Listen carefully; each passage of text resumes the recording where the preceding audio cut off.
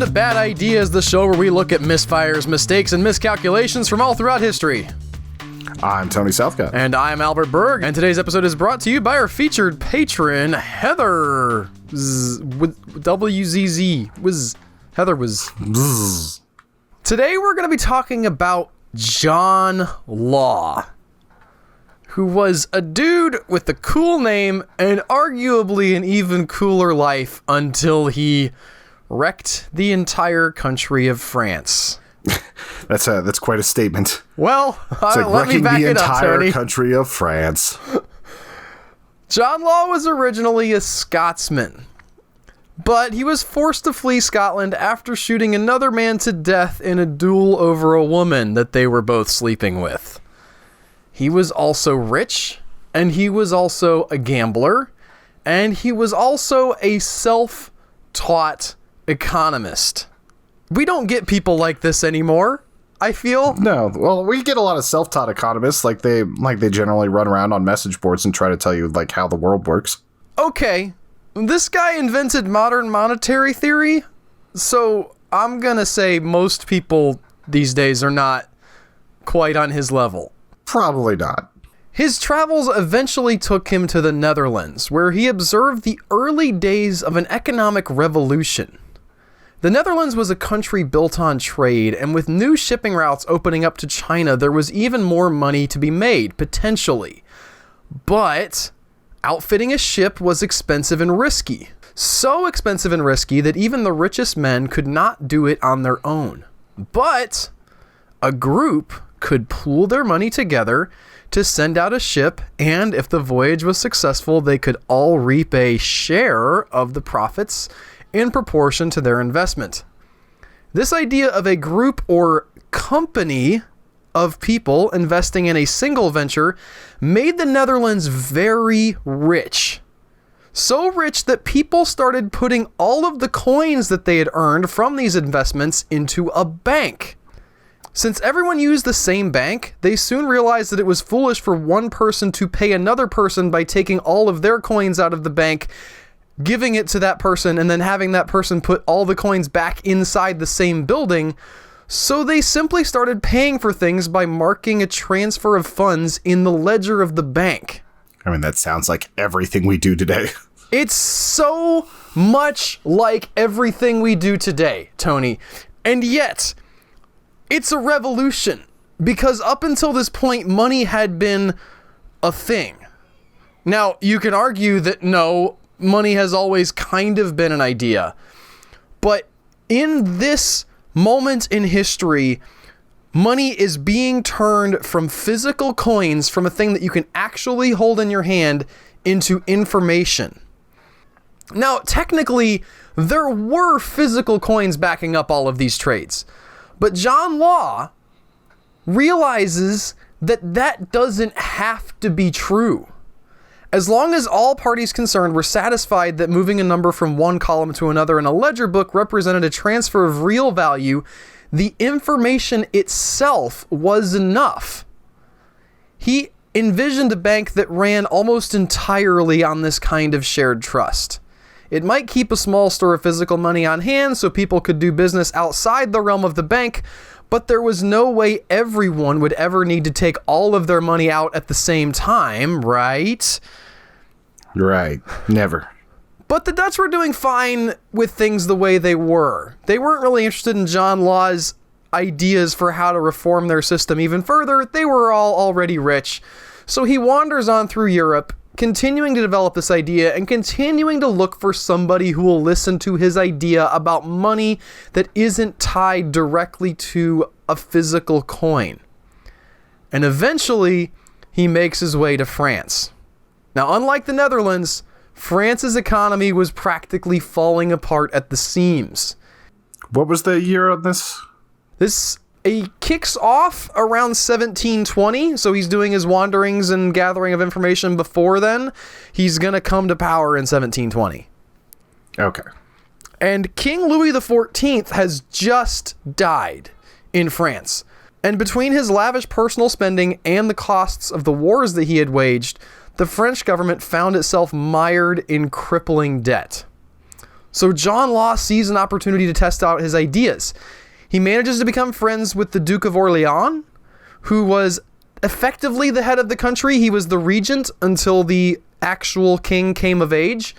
And he tells the Duke about this new monetary policy that he has in mind, about this idea that money doesn't have to be real, about the proposal for a giant national bank and paper money to replace the physical money. And the Duke of Orleans, unclear how much of this he really personally understands, but he likes John Law, and he doesn't have a lot of ideas of his own, so he says, great, you take it, you're in charge.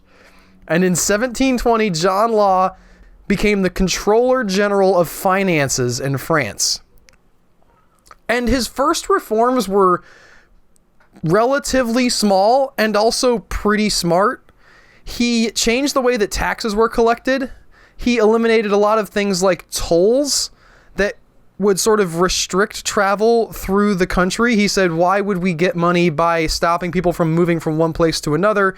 That's how the economy works. Let's let people move around. He also ended the practice of rentier, or at least work with people in the government who were trying to end this practice. And what this was the way that the French government had funded their stuff before now was they would take land that they had, that the French government owned, but that had people living on it. They would sell the rights to this land to people who had a lot of money, and in exchange, those people, they didn't get to take the land, but they could tax or charge rent to everyone on the land in perpetuity into the future. And so John Law sees this and realizes, well, this is a terrible idea. France gets like one bump out of this, and then these people who had the money to scoop up this land and the rights to charge this rent, they're forever set, and also they're sort of dampening down the economy for everybody else because they're charging exorbitant rent. We got to do something about this, and he starts trying to take back this land from these people who are charging exorbitant taxes / rents. It's debatable whether that's separate in this context. I'm sure there's a good reason why they called it rent instead of taxes, but it feels the same. And the other thing he did is another thing that feels super modern. He started lending money to people who had proposed business ventures or wanted to expand their businesses. He's in charge of the bank at this point, so he can say, hey, listen, you're going to try to build the economy of France. You have an idea for something? Great. Yeah, we'll lend you some money. And these reforms actually started to work. The size of the economy in France increased by 60% in 2 years, and the number of ships exporting French goods went from 16 to 300. That's pretty substantial. It's super substantial, and it's part of the reason why, despite the fact that we're going to talk about some things that went very, very wrong, I do not think of John Law as a pure villain in this story, or even somebody who was stupid and had no good ideas. Things get out of hand for him, and we're about to see that, but the broad strokes of what he's trying to do actually have some pretty solid economic strength behind them. He's the first person doing some of this stuff, and he gets some of it wrong, and we're going to talk about that. Because John Law's big plans involve the complete overhaul of French monetary policy. He wanted to get everybody using paper money. And the way he did this was, since he was in charge of the bank, he set interest rates if you put your money in the bank at a relatively high level. So if you're sitting there with a bunch of money in a coffer somewhere or buried in a chest, and you're thinking, this is where I want to keep my money, John Law says, listen, you can do that if you want to, but think about if you put the money in the bank, it's going to grow 8% every year. Surely that's worth something. I'm pulling the 8% out of my hat. I don't actually know exactly how much it was, but it was enough where reasonable people thought, hey, yeah, okay. I mean, the money's still going to be there. He's going to give me this note, little piece of paper that says I have money in the bank, and I can just give that to other people, and then it'll say that they have money in the bank, and that'll be as good, right? I want 8%. Just somebody give me 8%. I'm at like 1% with my bank. The other thing he does to encourage the use of these paper money bank notes is he requires that all taxes be paid using paper money. So if you owe taxes to the government, you have to pay using these banknotes, which again is a further incentive. Everybody needs to pay their taxes. You don't want to get in trouble and get sent to jail. So even if you're kind of iffy about the bank thing, you'll at least deposit enough of your gold to get some banknotes to pay your taxes. Now, at the same time, Law began building the Mississippi Company. And the Mississippi Company was an investment venture controlled exclusively by the government. The Mississippi Company planned to settle the territory of Louisiana, which at the time included the middle half of the modern continental United States. And John Law's thinking is, we know that a lot of other people are making a lot of money at various other places in newly discovered lands. We have massive land holdings in the New World. Surely, within those massive land holdings, there is something of value. We can invest in getting that stuff of value out. We'll bring it back to France. And the stocks in our company, this Mississippi Company, will go up because we will be bringing back profit. He is, again, modeling a lot of stuff on what the Dutch were doing in the Netherlands, where they would all pool their money together. They would buy a ship or outfit a ship to be sent all around to China. And when the ship came back, everybody's boat would be lifted, literally, in a certain sense, because it's shipping. He wants to do that for the entire country of France. And so he sells these shares in the Mississippi Company to people in France, the French citizens. And the idea is he's going to sell these shares, and the money that comes in is then going to be used to pay off some of the French debt.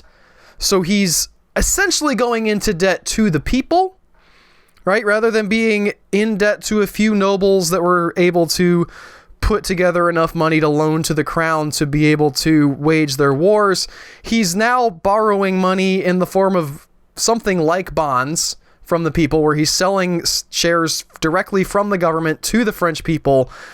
But the shares, in theory, have actual value based on the fact that there's going to be stuff coming in from this Mississippi Company that has a monopoly on the trade in the New World. If you're thinking this sounds a lot like the South Sea Bubble, you are not wrong. These two things happen at almost exactly the same time. Yeah, I was going to say, like, we did an episode, but I couldn't remember exactly the name of it, where it was like, we've heard this before. It's weird how these two things happen almost exactly the same time and end almost exactly the same way. So if this goes right, you can see the upside. If the Mississippi Company makes a profit, A, the French government has paid off its debt. B, the citizens who have bought these stocks are now more wealthy. The French government also owns some of these stocks, so it becomes more wealthy. It's controlling all of the flow of these goods, so it benefits as well as the citizens. This lifts everybody higher in the French economy, assuming that the Mississippi Company does well. So they float these shares, and the initial offering price for the Mississippi Company stock was 500 livres. But that amount could be paid in installments with only an initial outlay of 75 livres. And before the second payment of 25 livres was due, speculation had pushed the price of the stock up over 1,000 livres. So it's already doubled up. More than doubled. If you were an early investor, you could have spent 75 livres on the stock and sold it for 500 plus what you had spent on it. Because you didn't have to pony up the money all at once up front. So you could sell the whole stock to somebody else and you get the whole benefit of the profit. It's always those early ones, whenever it gets Ponzi style. Ponzi it's a name that I've heard invoked in this scheme, and it's not exactly a Ponzi scheme. They're actually trying to do something. Right. I can understand the analogy, but it's not a scam, at least not at first, because there is something of value here, and stocks really do get bought up, and people think that there's value in them, and they sell them and they buy them, and that does not a Ponzi scheme make. And what happens at the beginning here, much like a Ponzi scheme, is that the people who get in first get super rich super fast. So much so that the term millionaire is first used at this time period in this place. French people, for the first time in history, became millionaires. In order to drive the stock price even higher, the central bank bought many shares as well. And they bought it using the paper money that they had printed in place of coinage, which led to a situation in which the value of the shares was based on the paper currency, and the value of the paper currency was based on the shares of the Mississippi Company. Now, this is not an accident. This was actually Law's plan all along. You can read some of his economic thinking and theories in the days leading up to his ascendance in France. And his idea is currency based on gold, tired. Currency based on real estate, wired. Are you trying to meme me right now? Yeah. Is it working? Not really. Oh, okay. I'm sorry. It worked okay. Just feel better. So he takes...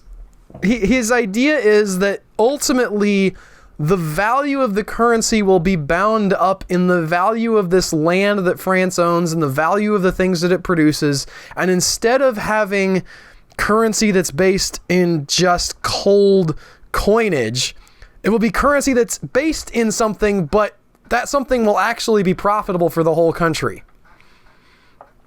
However, there's a fatal flaw in this plan because John Law assumed that the land that France owned in the United States, or not in the United States, he assumed that the land that France owned in the New World was valuable in some way.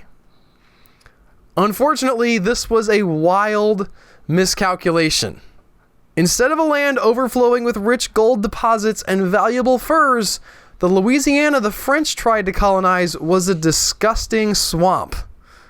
Most of the settlers sent to tame the new land died of yellow fever, and many more were killed by Native Americans who had no interest in trading furs or anything else. Now, sounds like some rough territory. It wasn't great. You got mosquitoes everywhere. There's alligators eating people. There's no obvious thing to do except kind of carve out a city and try to maybe eke out an existence. It's worth pointing out. Yeah, I was out there in June. It was brutal.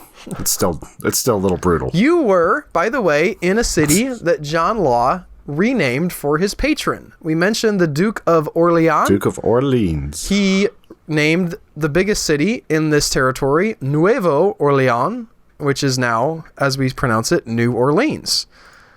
So some of this stuff kind of remained, but it wasn't a good time for anybody around now.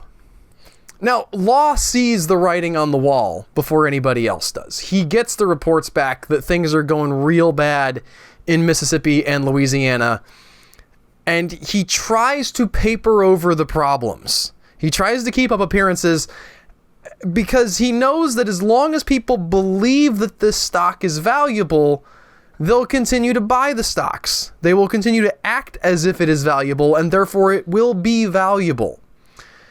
And as part of this scam he's running to try to continue to have people believe in this territory, they need to keep sending colonists over there as a, like, hey, yes, we're about to go develop the new world, and all your investments are going to pay off anytime now. Just wait. These guys, see that ship sailing over the horizon? It's going to come back. There's going to be gold. There's going to be like some weird cool animal that nobody's seen before that's definitely not going to eat everybody like an alligator. Boy, just keep buying that stock. Keep going. It's Theranos all over again. But people don't want to go to the swampland that they've never seen before, and not very many people are coming back from because of how well it's going over there, of course. Because it's just amazing, and they're probably all really busy with the gold that they're packaging up, and it's going to come back over any day now. But right now we need more people over there. So what they do is they take prisoners, they round up a bunch of prostitutes from France. They pair these people off, prisoners and prostitutes, chain them together, force them to marry each other, and put them on ships off to the New World where they will colonize this new, vibrant, fruitful land. And what happens is most of them die of the aforementioned yellow fever and hostile natives, and the ones that don't die of that mostly die because there's not any food. Because it's a swamp, and you can't really farm stuff in the swamp. Yeah, that makes sense. Things are real bad in Mississippi and Louisiana, and so eventually this bubble has to pop. Rumors start to circulate that the Mississippi Company was failing, and people start to sell their shares. Now the bank, in an effort to keep the value of the shares up, buys a bunch of the shares that people are selling, but they're running out of money. Fortunately, there's a solution to this, because the money is no longer physical coins. So they just print some more.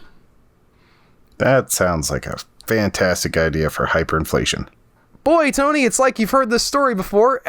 Yeah, that's exactly what happens. In addition to that, everybody who's selling their shares also realizes, hey, the Central Bank of France sure owns a lot of shares in the Mississippi Company, which is no longer viable as far as we can tell. We should probably get our money out of there because we don't want to be holding their paper that we don't think is going to be worth anything in a few weeks because we've just sold off our part of this company that they are now majority shareholders in.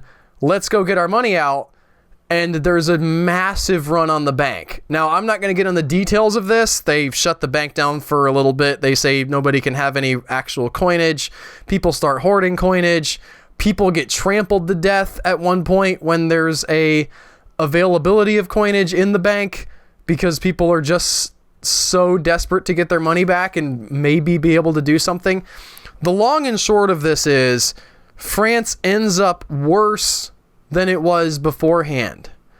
And John Law ends up on the run. He has to leave in the dead of night. He had a wife and a daughter in France.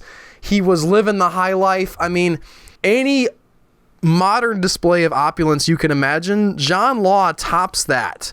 And he's not an aristocrat. This dude was running the entire economy of France. He was the head of the central bank. He was the head of all of the imports and exports of France. Essentially, what they ended up doing was buying up all of the companies that had any dealings anywhere outside of France and taking a government monopoly on all of that stuff. So this dude has literally all of the levers of power in the economy, and he crashes it into the ground. It's a bad look for him, and it's so damaging that there are historians who argue that John Law's mismanagement of the economy in this moment actually leads ultimately to the French Revolution. It's going to happen 50 years later, and there's going to be some people in between who also make some bad choices. But France is so put off of the idea of financial instruments, of paper money, and I realize that I've made it sound like the worst idea ever in this because it, in fact, does work out badly for them in this story. But John Law wasn't 100% wrong about the need to have flexibility in handling your monetary supply. Despite, I'm sure, some comments that we're going to get, it's actually not better to be on the gold standard than to have a little bit of wiggle room on how money is circulating in your economy. It's arguable that he didn't go far enough. That the fact that he based... Al, hold on a second. Sorry? Shh. Do you hear that? Nope. Do you hear the screaming in libertarian? Well, I don't know what, libertarians... Everybody got to have money. About that. Yeah, it's all about that gold standard, anti-fiat currency, fun stuff like that. I don't want to get into... Way to not yes and. I'm not going to yes and the gold standard. I don't think it is better. I am not a professional economist, though. I understand that there are people who disagree. So, I'll just leave it at that. Will that work for you, Tony? That works. Okay. But it definitely didn't work out for these guys. It didn't work out for John Law. He ends up not completely disgraced. Like, he makes it out with enough money to not die in poverty, but relative to what he did have, he falls pretty far from grace and does not manage to improve France like he had hoped to. I argue that the bad idea here is putting all of your eggs in the Mississippi Company basket and just assuming that because other people had gotten large profits from their holdings overseas, that every holding overseas must hold large profits that would be easily extracted. John Law just assumed that there was a bunch of valuable stuff in the area that France owned and had access to, and so he based his entire economic policy on that. And even regardless of the paper money stuff going on, I think the bigger bad idea here was just in not scoping out the potential for failure enough ahead of time. Yeah, they needed to get some deep exploration out there and see what they were investing in before just making the assumption. Right. Much like the South Sea bubble, just the potential for, we guess there could be cities made out of gold over there. Like, nobody can prove that there's not, but it's not a great investment strategy until you know. If you're going to invest in a thing that you think might do well. At least don't just invest in, well, it's the wild blue yonder could go up forever. You never know. That's the bad idea, ultimately. Yep. And that is all we have for this week. I hope that I've done a serviceable job explaining to you this relatively complex economic crash. I spent a lot of time studying this and trying to fully grasp all of the nuances of the economic movements and what exactly was going on. Many of the articles that I read seemed to skim over things that I wanted to understand better, and it was a lot of fun trying to figure it out. I hope that I've understood it well enough and explained it well enough so that you at least know the broad strokes of what happened in France during the time of the Mississippi bubble. Thank you guys so much for listening. If you enjoyed this, if you leave a review for the podcast wherever you happen to listen to your podcasts, or tell a friend about us if you think that they might be interested in this kind of content. You can also become a patron over at patreon.com/humanechoes, where you get these about a week early, sometimes a little bit less if we are not on the ball, Tony. I let mine get out like 5 days early this last week. Mine was about the same because of Extra Life. It was a little bit early. We get them to you early. It's just we're trying to get on that Friday schedule. I'm ashamed of my failure. But we'll see you guys next time. Bye, everybody.